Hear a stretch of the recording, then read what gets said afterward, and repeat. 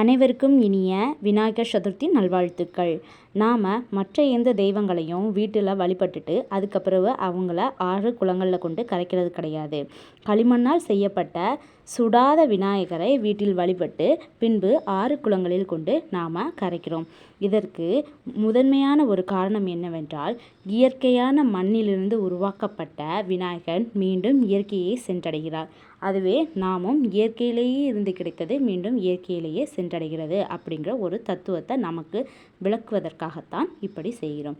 இன்னொரு காரணம் என்றால், ஆவணி மாதம்தான் நாம் இந்த சதுர்த்தியை கொண்டாடி களிமண்ணால் செய்யப்பட்ட விநாயகர், இயற்கை வண்ணங்கள் பூசப்பட்ட விநாயகரைத்தான் அந்த காலத்தில் ஆறு குளங்கள் கடல்களில் கரைத்தாங்க. ஏன்னா ஐப்பசி கார்த்திகை மாதம் அடைமழை பெய்யும். அடைமழை பெய்யும் போது வெள்ளம் கரைபுரண்டு ஓடும்.